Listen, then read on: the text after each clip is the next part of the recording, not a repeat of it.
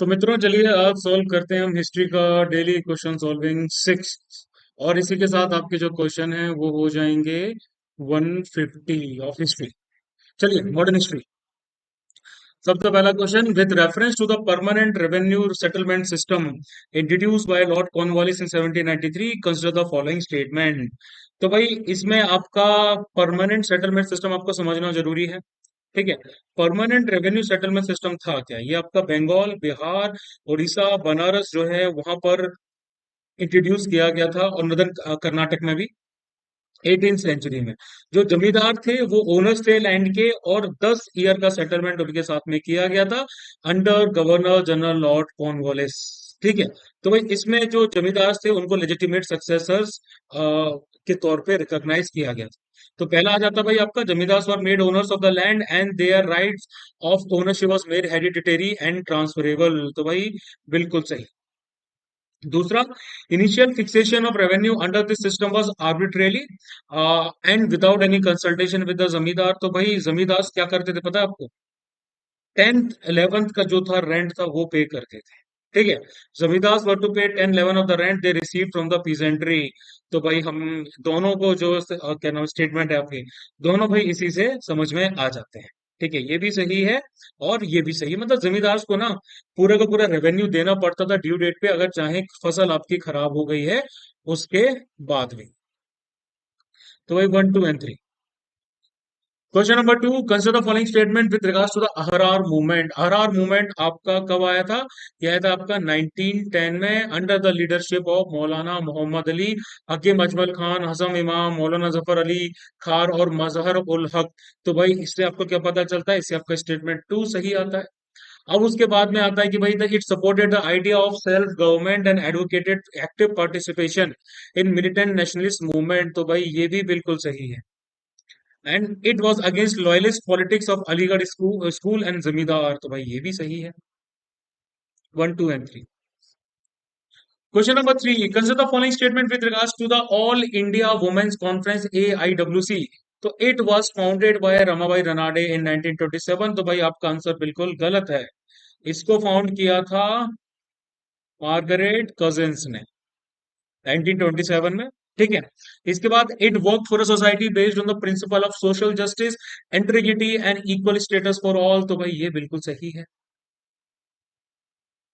Question number 4, born in 1827 in Maharashtra, he organized a powerful movement against upper caste domination and Brahmanical supremacy. In 1851, he started a girls' school at Pune with his wife, and soon many other schools came up. किसके बारे में बात हो रही है? सीधी सी बात है, Jyotiba Phule. Question number 5. In the context of the cultural history of India, consider the following statement regarding Martand Sun Temple. ठीक है।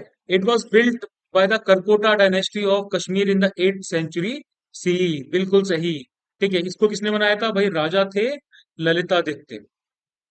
इनको ललितादित्य या मुक्तापित कहा जाता है, करकोटा डायनेस्टी के। उन्होंने भाई जो मंदिर है आपका मार्तंड में, ये मार्तंड का ये बनाया था। उसके बाद it was built in a square field using limestone and pillars in Greek pattern. तो भाई ये भी बिल्कुल सही है, ये कश्मीरी आर्किटेक्चर के अंडर में आता है। ठीक है, ग्रीक पैटर्न पे बना हुआ है, ट्रू है। और it is tagged as a site of national importance और आर्कियोलॉजिकल सर्वे ऑफ इंडिया। बिल्कुल सही है। और इसको तोड़ा किसने था? इसको भाई जो इस्लामिक रूलर था उसका नाम था सिकंदर बुत शिकन। ठीक है भाई, उसने तोड़ा था। तोड़ने वालों के नाम भी हमें याद रखने चाहिए भाई, बनाने वालों के नाम तो हमें याद रखने ही है, लेकिन तोड़ने वालों के नाम भी याद रखना बहुत ज्यादा जरूरी है। Question number 6, with reference to the English East India Company EIC consider the following statement. सबसे पहला है आता है कि भाई Queen Elizabeth granted the company a royal charter and the exclusive privilege to trade in the east. English association या जो company थी भाई आपकी, ये कब बनी थी? ये सबसे पहले बनी थी 1599 में। ठीक है। इन मर्चेंट्स ने, बहुत सारे मर्चेंट्स उन्होंने इसको बनाया था। अब कंपनी को एक रॉयल चार्टर और एक्सक्लूसिव प्रिविलेज दिया गया था कि भाई ईस्ट में आपको ट्रेड करना है, ये दिया गया था दिसंबर 1600 में। ठीक है। तो भाई तब इसका नाम EIC हो गया था, East India Company. This is true. Second, Shahjahan was the first Mughal emperor to grant a farman to EIC। तो भाई ये बिल्कुल गलत। ठीक है। 1608 में EIC ने जो है अपनी फैक्ट्री सूरत में खोली, इंडिया में। और कैप्टन हॉकिंस को जहांगीर के कोर्ट में भेजा था। रॉयल फेवर्स को लेने के लिए 1603 में जहांगीर ने एक फरमान दे दिया था कि भाई आप अपनी ये फैक्ट्री है सूरत में खोल सकते हो, ठीक है। तो भाई आपका स्टेटमेंट टू जो है वो गलत है, और ये उसने किया था नूर जहां के इन्फ्लुएंस में। और फिर the company open its first permanent factory in Surat, तो भाई बिल्कुल सही, first and third. Question number seven. Consider the following statement regarding the All India Trade Union Congress AITUC. Trade union movement से आपके क्वेश्चंस पूछे जाते हैं। पहला स्टेटमेंट है Lala Lajpat Rai was the first general secretary of AITUC। तो भाई पहला स्टेटमेंट आपका गलत है। लोकमान्य तिलक जो है, जो बॉम्बे वर्क के साथ में एसोसिएटेड थे, वो लाला लाजपत राय आपके पहले प्रेसिडेंट थे AITUC के, ठीक है। और VM पवार जो थे वो भाई आपके पहले जनरल सेक्रेटरी थे। तो भाई ये आपका गलत है। दूसरा, Jawaharlal Nehru and CR Das was associated with AITUC। तो भाई ये वाला स्टेटमेंट आपका बिल्कुल सही है। Decision to form a committee of congressman to assist AITUC was taken at the Gaya session of INC in 1922। ये भी बिल्कुल सही है। 2 and 3। Question number 8. Who among the following took up the defense of the accused in the Indian National INA trials at Red Fort? तो भाई ये आपका basically जो INA के प्रिजनर्स जो थे भाई आपके, उनका जो डिफेंस किसने लिया था? तो भाई तेज बहादुर सप्रू, भूला भाई देसाई, जवाहरलाल नेहरू और KN काटजू, ये सभी इसमें इंक्लूडेड थी। Question number 9. Where did Mahatma Gandhi make his first major public appearance after returning from South Africa in 1915? तो भाई गोपाल कृष्ण गोखले जो थे गांधी जी के राजनीतिक गुरु थे, ठीक है, उन्होंने एडवाइस किया कि भाई आप जो है 1 साल तक ब्रिटिश इंडिया में घूमिए और लोगों को जानिए। तो भाई इनका जो पहला पब्लिक अपीयरेंस था वो था BHU यानी कि बनारस हिंदू यूनिवर्सिटी में, फरवरी 1916 में। फिर with reference to the Santhal uprising consider the following statement. ये आपके ट्राइबल मूवमेंट्स के अंडर में आते हैं, ये भी आपके जरूरी हैं। तो भाई बहुत सारे ट्राइबल मूवमेंट्स हुए थे, तो पहला इसका स्टेटमेंट आता है Sidhu and Kanhu were the leaders of the uprising. क्या ये सही है? तो भाई संथल जो है वो ये मानते थे कि जो सिद्धू और कानून के लीडर्स थे ना, उनको भगवान का आशीर्वाद प्राप्त है, ठीक है। और इसके साथ साथ भगवान ने उनके साथ में क्या किया है, कम्युनिकेट किया है और उनको कहा है कि आप इस लड़ाई को लड़िए। तो भाई ये सही है। Second, Zamindars joined hand with the tribals and attacked the colonial symbols of authority like police stations and railways। तो भाई ये तो बिल्कुल गलत है। Santhal tribals were helped bye a large number of non tribals in the revolt. तो भाई बहुत सारे आपके नॉन ट्राइबल्स थे, ग्वाले थे, और भी जो आपकी क्या बोलते हैं लोग होते हैं, लोहार होते हैं, इस तरह के लोगों ने उनकी बहुत ज्यादा हेल्प की। तो भाई this is true, 1 and 3 only. Question number 11। Who among the following is associated with the Gujarati General Satya Prakash that advocated widow remarriage? तो भाई सोशियो कल्चरल मूवमेंट्स में आता है आपका। सोशियो कल्चरल मूवमेंट्स आपके बहुत ज्यादा जरूरी हैं। तो भाई जो आपकी विडो रिमैरिज की प्रैक्टिसेस थी, वो पंडित ईश्वर चंद्र विद्यासागर जो थी उनकी वजह से स्टार्ट हुई थी। उन्होंने संस्कृत कॉलेज कैलकाटा में खोला था, ठीक है। उसके बाद आपका विडोज रिमैरिज एक्ट 1856 पास हुआ, जिसकी वजह से जो विडोज की रिमैरिज थी उसको लीगलाइज किया गया। लेकिन आपके करसोनदास मूलजी जो थे सत्य प्रकाश के साथ में एसोसिएटेड वो थे। Next, with reference to the British India, which one of the following was the primary motive of British government behind the introduction of land as private property? Land को प्राइवेट प्रॉपर्टी के तौर पे introduce करने को लेकर British India का कौन सा प्राइमरी मोटिव था? तो भाई इसका सिंपल सा आंसर है to protect government revenue by making a saleable, mortgageable and alienable commodity. Zamindari और जो रियोतवारी सिस्टम थे वो ट्रेडिशनल लैंड सिस्टम से आपके अलग थे। ब्रिटिश गवर्नमेंट ने एक प्राइवेट प्रॉपर्टी का, लैंड का कंसेप्ट चालू किया जो कल्टीवेटर्स के लिए सही नहीं था। पूरी कंट्री में लैंड को आपकी बेचने की कैटेगरी में डाल दिया गया। आप उसको मॉर्टगेज भी कर सकते हो, आप वो एक अलिनेबल कमोडिटी के तौर पे आ गया, ठीक है। ये इसलिए किया गया ताकि गवर्नमेंट के रेवेन्यू को प्रोटेक्ट किया जा सके। अगर आपका लैंड ट्रांसफरेबल नहीं होता, सेलेबल नहीं होता, तो गवर्नमेंट अपना जो रेवेन्यू है वो किसी से नहीं निकाल पाती, ठीक है। फिर consider the following pairs, 13th question, book and author. तो सबसे पहले आता है बंदी जीवन, किसने लिखा? तो भाई बंदी जीवन लिखा था भाई आपके सचिंद्र नाथ सान्याल। उन्होंने लिखा था। ये आपके क्या बोलते हैं, जो आपकी पुरानी एचआरए थी, हिंदुस्तान रिपब्लिकन एसोसिएशन, उसके फाउंडिंग मेंबर्स में से एक थे। और काकोरी केस में इनको फांसी शायद हुई थी, आई एम नॉट श्योर, लेकिन काकोरी केस में इन्वॉल्व थे। अब उसका था फिलोसफी ऑफ द बॉम्ब, तो फिलोसफी ऑफ द बॉम्ब के साथ में सबसे ज्यादा नाम एसोसिएटेड आता है, वो आता है भगत सिंह का, लेकिन नहीं, फिलोसफी ऑफ द बॉम्ब जो है वो भगवती चरण बोहरा ने लिखी थी। ठीक है, गांधी जी ने एक आर्टिकल लिखा था the cult of the bomb नाम से, तो उसके रिप्लाई में भगवती चरण बोहरा, जो गीता दुर्गा भाभी के जो हस्बैंड थे, उन्होंने लिखा था। और फिर उसके बाद why I am an atheist, तो भाई ये तो आपकी भगत सिंह ने लिखी थी। तो भाई थ्री ओनली ट्रू, ये दोनों गलत। Question number 14. With reference to the early colonialism in India, which of the following established urban trade centers lost their importance in the phase of the mid 18th century after British political control in India? तो भाई early colonialism की बात की जा रही है, Europeans का जब एडवेंट हुआ था तब की, कि भाई कुछ ट्रेड सेंटर्स जो थे पहले के स्टेब्लिश थे, उनकी इंपॉर्टेंस कम हो गई और कुछ नए ट्रेड सेंटर्स आपके सामने आए थे। तो भाई कौन कौन से आपके ट्रेड सेंटर्स थे वो? तो भाई सूरत, मौसलीपट्टनम और Dhaka. Now question number 15. With reference to the Tripuri session of Indian National Congress in 1939, consider the following statements. तो भाई सबसे पहला, Govind Ballabh Pant moved a resolution expressing full confidence in the old Congress working committee. बिल्कुल सही। Rajendra Prasad was elected as the president after the resignation of the Subhash Chandra Bose, तो भाई ये भी आपका सही है। देखो अब हुआ क्या था त्रिपुरी सेशन में, आपके जो सुभाष चंद्र बोस थे, यानी कि हमारे नेताजी जो थे, उन्होंने पट्टाभी सीतारमैया को हराया, जिनको नॉमिनेट किया था गांधी जी ने। तो भाई गांधी जी को बहुत ज्यादा इश्यू हो गया इससे। तो आइडियोलॉजिकल डिफरेंस जो है, जो कांग्रेस की कमिटीज हैं और जो बाकी लीडर्स हैं और सुभाष चंद्र बोस जो हैं, उनके बीच में हो गया।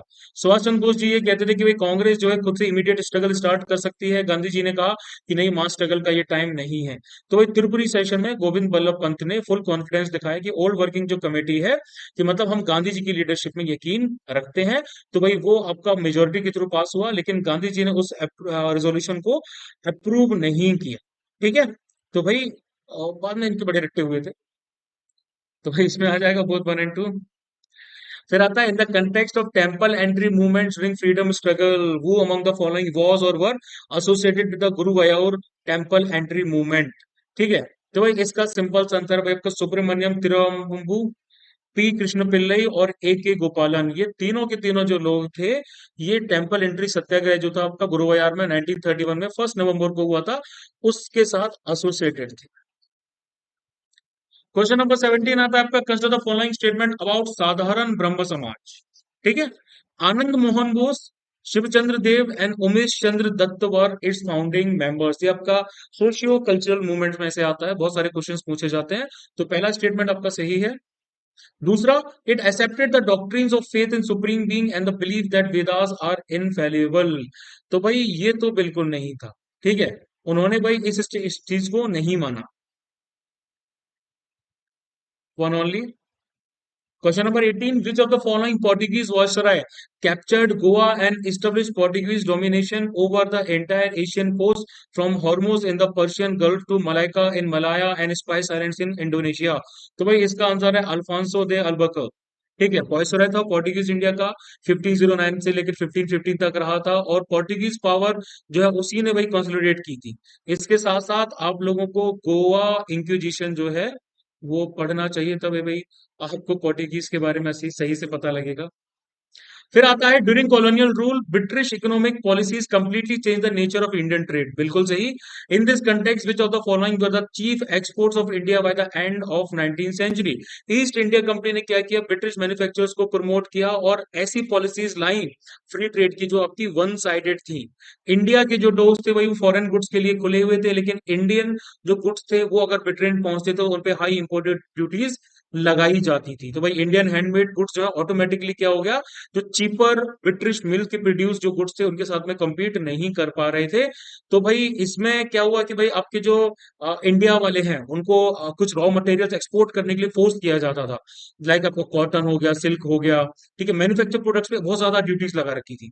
तो भाई इसमें आपका ऑप्शन आता है सारे, रॉ कॉटन, जूट, इंडिगो और silk. Now, who among the following is associated with the slogan "One religion, one caste, one God for mankind"? तो इसका सीधा सा आंसर है आ, एक सेकेंड।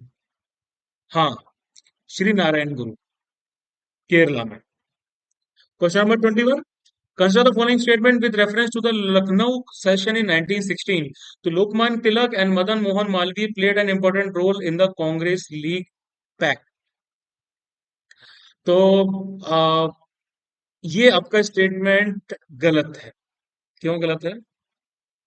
क्योंकि तिलक और जो एनी बेसेंट थी, उनके जो इम्पोर्टेंट एफर्ट्स थे, उसी ने लखनऊ, सॉरी, लखनऊ पैक्ट में, लखनऊ से सेशन हुआ था कांग्रेस का, उसमें लखनऊ पैक्ट हुआ था, उसमें कांग्रेस और मुस्लिम लीग को आपस में मिलाया। उसका death of Firoz Shah Mehta weakened the opposition from the Bombay group which led to the merger of extremist in Congress. तो भाई ये बिल्कुल सही है। It was presided by Ambika Charan Majumdar. तो भाई ये भी सही है आपका। 2 and 3। Now, question number 2022, sorry, 22. Consider the following events. Import duties on British textile imports were removed. ठीक है। इसमें से कौन से वॉइस रॉय वही जो है वही इन इवेंट्स के साथ में शामिल है? तो पहला, import duties of on British textile imports were removed. ठीक है। और क्या बोलते हैं, ताकि जो टेक्सटाइल मैन्युफैक्चरर्स थे ब्रिटेन के, उनको प्लीज किया जा सके। दूसरा, the Arms Act of was enacted to disarm the people. भाई आर्म्स एक्ट आया था, कब का आया था? ये आपका 1878 का आया था। ठीक है। इसके साथ साथ third Afghan war was started. तो भाई जो अफगान वॉर हुआ था वो भी हुआ था, और फिर उसके बाद में vernacular press act was implemented. तो वर्नाकुलर प्रेस एक्ट जो 1878 में आया था, इसको भी इम्प्लीमेंट किया गया था भाई, ताकि जो पॉलिटिकली अवेयर इंडियंस हैं उनको दबाया जा सके। तो भाई इसका आंसर है Lord Lytton. Now question number 23, consider the following statement regarding the Ghadar movement. ठीक है। The first issue of Ghadar was publish in the Urdu language. तो भाई ये बिल्कुल सही है। फर्स्ट इनका जो इश्यू आया था, वो आया था November 1 1930 को, उर्दू में पब्लिश किया गया था, और 9 दिसंबर को गुरुमुखी में आया। ठीक है। गदर का मतलब होता है रिवोल्ट, क्रांति। The outbreak of the Second World War influence the course of the Ghadar movement. तो भाई ये स्टेटमेंट ये मेरे ख्याल से सही नहीं है। ठीक है। ये सही नहीं है, क्योंकि भाई गदर मूवमेंट के जो आपके लाला हरदयाल थे, उसके साथ तो कोमाटागारू इंसिडेंट भी हुआ था।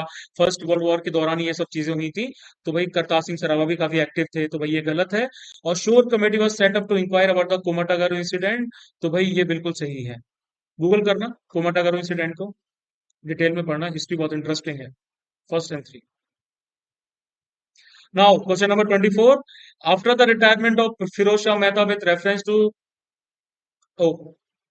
after the death of the Firoz Shah Mehta from the Imperial Legislative Council in 1901 due to bad health, he got elected in his place. He gained great fame for his budget speeches, which used to be reported extensively by the newspapers, and whose readers would wait eagerly for their morning copy. Bal Gangadhar Tilak, his lifelong political opponent, sat at his funeral. This diamond of India, this jewel of Maharashtra, this prince of workers is taking eternal rest. Ground on look and try to humiliate him. ठीक है। तो भाई ये कौन थे? तो भाई ये थे आपके गोपाल कृष्ण गोखले। अब सबसे लास्ट क्वेश्चन आता है of the day. Consider the following statements with regard to the Indian Association of Kolkata. Indian Association of Kolkata को इंडियन नेशनल एसोसिएशन भी कहा जाता था। ठीक है। इसके बाद में आपकी इंडियन लीग आई थी, और इसको फाउंड किया गया था कब? 1876। ठीक है। किसने लीड किया था? It was Surendra Nath Banerjee. ठीक है। और आनंद मोहन बोस। तो it protested against the reduction of the age limit of the candidates for the Indian civil service examination. बिल्कुल सही। इसके बाद the association demanded agree to cooperate with indianization of higher administrative post. तो भाई ये भी बिल्कुल सही है। एसोसिएशन ने डिमांड किया था कि जो सिविल सर्विस एग्जामिनेशन है वो इंग्लैंड और इंडिया में एक साथ होना चाहिए।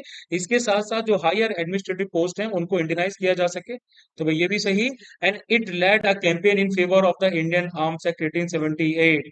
तो भाई ये बिल्कुल गलत है। तो भाई इसका आएगा फर्स्ट एंड टू ओनली। और इसके साथ आपका जो है हिस्ट्री का QS6 खत्म हो रहा है। आपके आंसर की लास्ट में गिवन है। Please do let me know in the comments कि आपको ये क्वेश्चंस कैसे लग रहा है। ठीक है। तो मुझे बताइए, अगर कोई इंप्रूवमेंट का चांस है, देन आई विल इम्प्रूव। चलिए मित्रों, जय हिंद।